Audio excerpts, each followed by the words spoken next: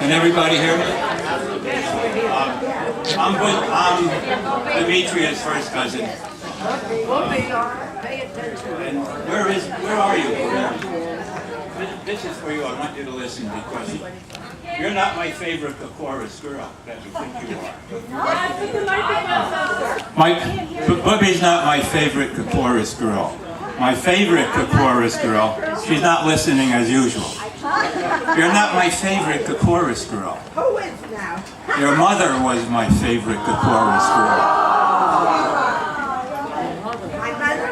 When I was if you would stop talking, you know, I could talk. When I was a kid, in that great restaurant in Perth Amboy called the Eagle Candy Kitchen, we had a bunch of Greeks in there. And one person who was in the Greek, that was my mother, because my dad was the first renegade. He married a non-Greek. And then your brother married a non-Greek. And then Basil married a non-Greek.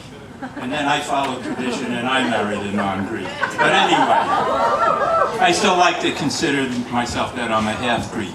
But when I was a kid, Bubby, I want you to know this, your mom really was a very gentle soul to me. She would be down in the cellar with this big cauldron she had because Bubby's mom did all the cooking for the Easter bunnies, the Easter eggs, the Christmas candy canes. She would make these gigantic 3-4 foot candy canes for the restaurant. And I would go down in the cellar as a kid in the restaurant and she would always give me a hug and say, "Yordi, how are you?" And she'd give me a quarter.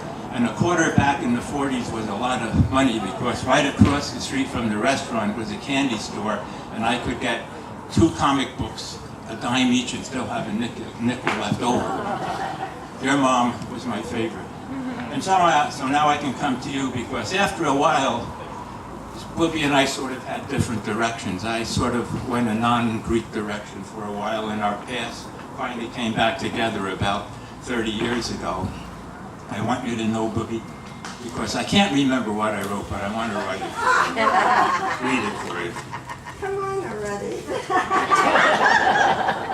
My Bubba, I am so very lucky.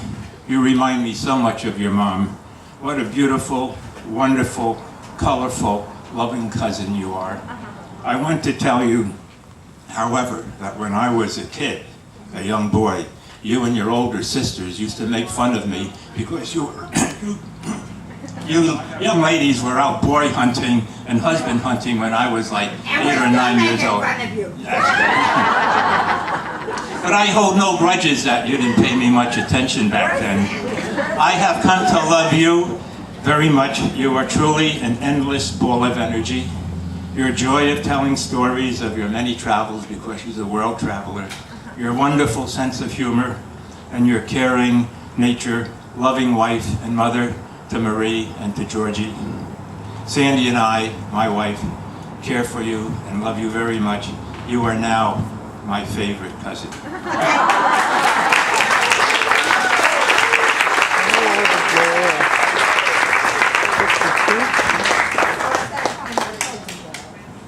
Thank you very much. Another round of applause. How about it? Now, Bubby's nephew, Peter Brent Kokoris, right? Did I say that correctly? Kokoris? See, I have to learn Greek tonight. I didn't do a very good job. I'm trying. Peter.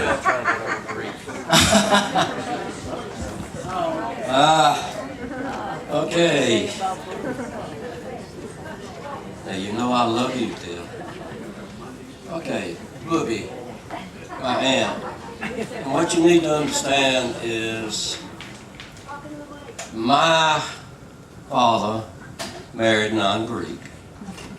So in 1953, he decided that we were going to move to Clemson, South Carolina. So there were a few trips back north, but not many. And I guess Bubby really became known to me with a trip that she happened to make to South Carolina. Now you have to understand, at this point in time, she was single, okay? I want to make that very clear. And she decided to come to Clemson to visit. And on that trip, what really impressed me, and I imagine I was 12, maybe 13 years old. Okay. And in comes this girl to me, very attractive woman. What struck me is her appearance, very well dressed, very well groomed, not a hair out of place. And there was a distinctive streak that sort of came across here, which I later, of course you can't tell it now, developed. But she had two of her girlfriends with her, and they, I understand, were on their way to Florida. Two of the girlfriends. One was Diane. Diane, and I was very impressed with all three. Of course, at 13, I was really wanting to go to Florida, but they wouldn't let me go. I mean, you know how it is. So, Bubby told me that we would go to Greece. Okay. Second time that Bubby came to South Carolina was after we had moved to a small town called Johnston, South Carolina. Now, Johnston is located between Columbia and Augusta, Georgia. Columbia, South Carolina, and Augusta, Georgia. It was a agricultural town, about 500 people.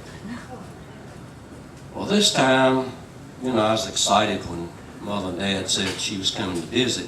Again, I think she was on her way to Florida. I ain't sure how the hell she got to Florida because they weren't interstates at that time. Because this, I think, was approximately 1956 to 57, probably 57, because at that time, I think I was probably 16. Okay, now what you have to understand is at 14, in the state of South Carolina at that time, you could get a driver's license. Okay?